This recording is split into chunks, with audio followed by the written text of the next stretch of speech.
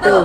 Hai. Kami dari kelompok 8 Sosiologi ingin memperkenalkan diri. Yang pertama, Nama saya Damar Mardiko, saya sebagai pemateri. Saya Muhammad Fauzan Wafiq sebagai pemateri. Saya sebagai saya Bianda sebagai materi. saya Valeris Kamila sebagai materi. Saya Sebenarnya sebagai kameramen. Oke. Halo semua, selamat pagi. Kami dari kelompok 8 ingin Mewawancarai tentang globalisasi di era digital yang ada di sekolah. ya. Pagi ini kita sudah bersama orang yang sudah bersedia ingin kita wawancarai. Saya dengan siapa pagi ini? Aluna. Oke, Luna. Boleh Luna? Singkat saja ya. Langsung aja kita kasih Langsung aja pertanyaannya. tentang globalisasi di era digital. Yang pertama, bagaimana kakak memahami pengertian globalisasi khususnya dalam era digital saat ini? Globalisasi dari digital adalah kondisi ketika teknologi membuat kita tuh dapat gampang membuat akses informasi. Jadi dengan adanya globalisasi kita tuh nggak perlu ribet-ribet nih buat nonton TV, buka berita atau baca koran. Jadi kita bisa dengan mudah dapat informasi dari luar kota, luar kabupaten atau luar negeri dari handphone. Oh begitu, jadi sehingga semuanya menjadi lebih mudah ya? Iya betul. Karena sudah di era digitalisasi, globalisasi sorry. Oke, pertanyaan kedua dari saya, bentuk atau contoh globalisasi yang paling sering terlihat di sekolah itu apa sih? Penggunaan internet paling sering, terus penggunaan media sosial juga. Kita kan belajar nggak dari buku ya, kita juga nyari sumber informasi dari Google, dari sekarang udah ada AI. Oh ya bener tuh, contohnya kayak guru-guru suka pakai aplikasi yang ada game-gamenya. Iya. Itu kan cuma bentuk Quizzes, iya, gitu. itu kan bentuk globalisasi juga kan? Betul. Dalam sekolah. Itu yang terlihat paling keren di sekolah sih. Oh gitu. Yang selanjutnya ini adalah pengaruh globalisasi ini, apa sih pengaruh globalisasi terhadap proses pembelajaran di sekolah? Jadi lebih gampang sih kita buat dapat materi. Kadang guru juga nggak bosan ngejelasinnya pakai PPT, terus oke. pakai video, terus kita ngumpulin tugas juga bisa lewat Google Classroom. Ada itu juga salah satu contoh dari globalisasi. Oh gitu. Dan jadi bentuk ini ya sesuatu apa namanya kemudahan. Iya. Sehingga kita tidak perlu menyamperi guru dari satu ke satu yang lain. Kita tinggal kirim folder aja kan, Iya. langsung kirim ke guru. Yang penting Betul. punya internet. Iya. Oke, pertanyaan yang keempat ya. Keempat, apakah globalisasi mempengaruhi gaya hidup atau perilaku siswa di sekolah? Ya beberapa ada yang mengaruhi, beberapa ada yang enggak. Karena kalau misalnya kita lihat ya di TikTok atau di Instagram itu suka ada tren-tren.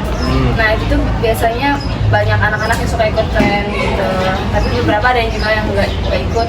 Jadi biasanya sih cara komunikasi ya, cara komunikasi terus berpenampilan itu juga mempengaruhi.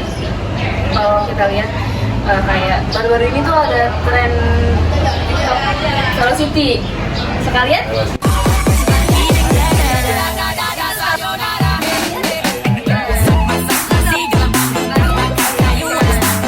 salah satu cara globalisasi.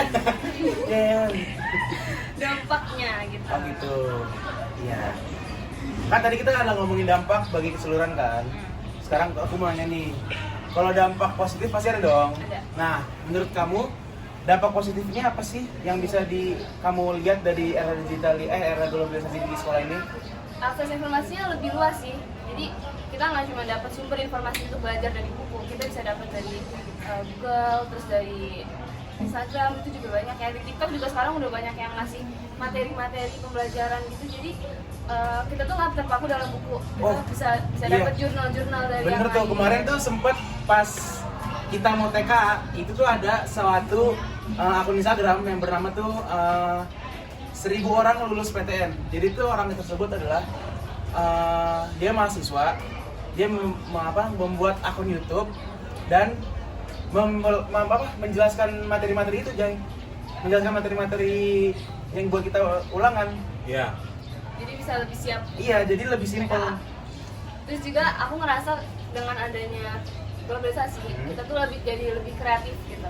Oh, bener Banyak kan banget. sekarang bener banget. ada tugas-tugas Iya, setuju, video. setuju. Nah itu tuh kita bisa ngeliat referensinya dari YouTube, dari Instagram, dari TikTok. Dan juga akses mengeditnya gampang ya. Iya betul, ada aplikasinya sekarang, terus jadi lebih mudah juga. Nah itu tuh bisa bikin kita lebih kreatif.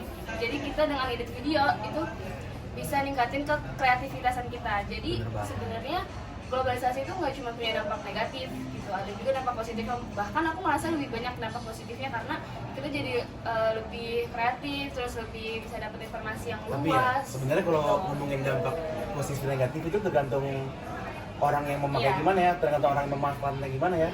Semua hal itu bisa menjadi positif dan negatif. Semua hal bisa menjadi positif dan negatif. Semua hal ada negatif ada positifnya. Tergantung kitanya mau memakai hal itu untuk positif atau negatif.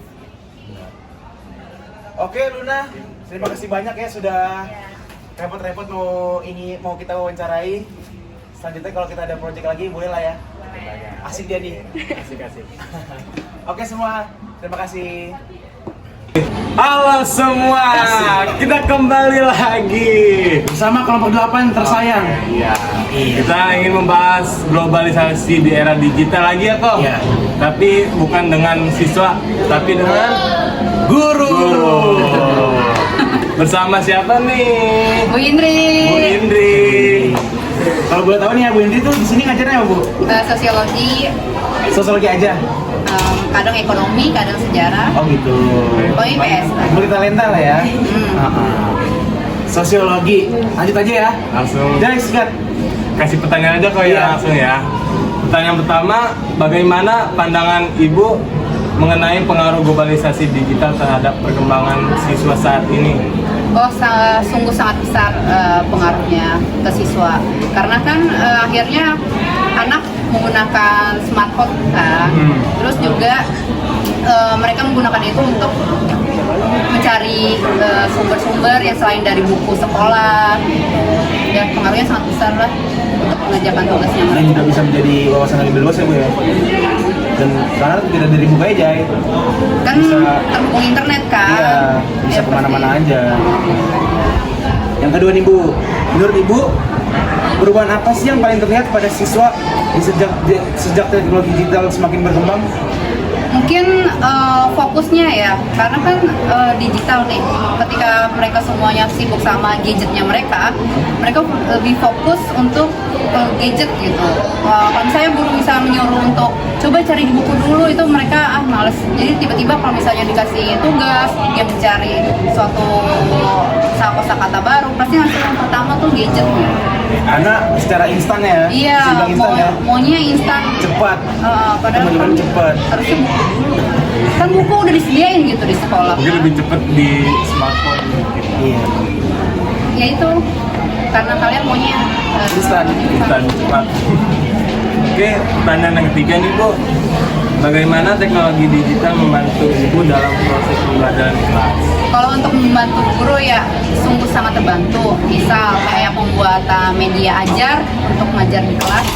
Kan kadang kita menggunakan teknologi kan untuk berkreasi. Kadang kan anak kan kalau misalnya gurunya mau nonton misal buku atau metode ceramah bosen gitu. Jadi harus ada animasi-animasi kan harus pakai Games ya Bu ya. digital quiz. Puisi. Yang tadi kita bahas Jay, aplikasi-aplikasi itu. Yang ada game-gamenya kayak game kit Ya. yang kita tebakan. Ya kan? Bisa. Sehingga lebih menarik perhatian siswa. Yang nomor 4 Ibu, apa sih Bu tantangan yang paling Ibu hadapi ketika mengajar tengah era globalisasi digital? Tantangannya adalah anak menjadi maunya instan pertama, terus AI kan, itu pasti. Apalagi kalau misalnya mereka dikasih soal, mereka pasti nyariin jawabannya di AI gitu. Atau membuat tugas yang seperti makalah, tiba-tiba minta bantuan AI. Karena AI itu maksudnya guru ngasih tugas itu supaya kalian tuh ada nalarnya, bernalar kritis sesuai dengan P5 kurikulum merdeka. Kalau sekarang P berapa? PP. Coba cari ya. Sekarang P berapa ya? P5 ya? P7. P5 ya guys? Ada penambahan. Oh penambah. Terus kayak gitu semuanya pakai kan ibu kita sebagai guru maunya tuh kalian bernalar, nalar kalian tuh kita mau tahu bisa nggak, mampu nggak anak memahami materi gitu. Tapi ujung-ujungnya kalian mah ya udahlah AI aja udahlah. Jadi kalian menggampangkan gitu. Kayak alah gampang tugas mah selesai pakai AI. Itu tantangan terbesar sih kita menghadapi anak supaya untuk berpikir kritis Kritis. sendiri. Tapi anaknya malah langsung AI. Berarti Lalu GPT tolong. Ya. Gemini, terus apa lagi? Cici. Cici. Kalau ibu lebih suka pakai DeepSeek. DeepSeek. Lu baru denger tuh, Bu? Iya, buatan Tiongkok. Oh, Tiongkok. Jangan deh, jangan kalian pakai Oh, deh. kenapa? Soalnya itu untuk kita tuh bagus banget. Guys, namanya apa tadi, guys? DeepSeek. DeepSeek Catat ya, guys. Ntar kalau ada tugas. itu keren banget Kalau daripada aku sih GPT. Oh enggak Meta. Oh, Meta. GPT aku udah kenalan CS banget sama Oh, iya. GPT aku, sering curhat soalnya. Udah deh, iya aja. Percaya aja ya. Heeh. Langsung pertanyaan terakhir nih. Apakah globalisasi mempengaruhi motivasi belajar siswa? Bagaimana contohnya nih? Kalau motivasi siswa sih kelihatan ya. Jadi anak-anak kan lomba-lomba untuk up to date perkembangan zaman gitu. Ya enggak? Kayak misal kamu nih nggak tahu AI tapi teman-teman kamu tahu AI, akhirnya kan kamu kenapa Cari sih tahu. pada ngerjain tugas lewat AI. Itu jadi kayak motivasi, oh aku harus tahu nih aplikasi-aplikasi apa yang membantu tugas-tugas aku gitu. Ya nggak sih? Betul. Ataupun dari media sosial kadang kan ada berita-berita terbaru juga dari situ kan. Apa sih hashtag Hashtag enggak. DX tuh back to guys, DX. Kalau kalian tahu hashtagnya Kalian main apa? itu X. Aku main. Baca berita Kompas. Oh, Kompas aman banget. kompak. Iya. Enggak, kan seatan. Enggak seatan. Jadi berarti seperti itu apa namanya termotivasi ibu siswanya ya? Iya, termotivasi. Iya kan kalau misalnya buat Canva juga ya nggak sih? Kalian pakein Canva? Iya betul. Karena simple. Kalau misalnya nih, misal dia PPT pakai PowerPoint, kamu Canva, terus merasa, wah aplikasi di PPT kurang ya, maksudnya Kurang template-nya, menarik, ya. animasinya. Tuh akhirnya mau nggak mau kamu harus buka ke Canva gitu. Jadi kan itu termasuk motivasi. Bener banget teman-teman semua.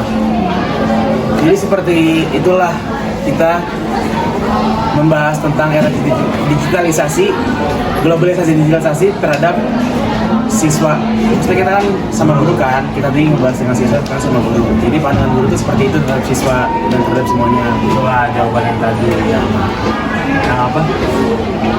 Yang guru sampaikan. Ya, sama. Ya, dari sudut pandang guru lah. Terima kasih banyak ya Bu Indri sudah repot-repot mau kita wawancarai. Ya, Tapi kurang banget pertanyaannya. Iya, tapi sudah cukup lah, cukup untuk kita review lagi, untuk kita tinjau lagi sebelum nextnya. oke. Oke guys, sampai jumpa. Dadah. Ya, itu dia hasil wawancara kami. Itu dia hasil wawancara kami. Itu dia. Selamat menonton. Itu dia. Selamat menonton. Terima Itu kasih. dia.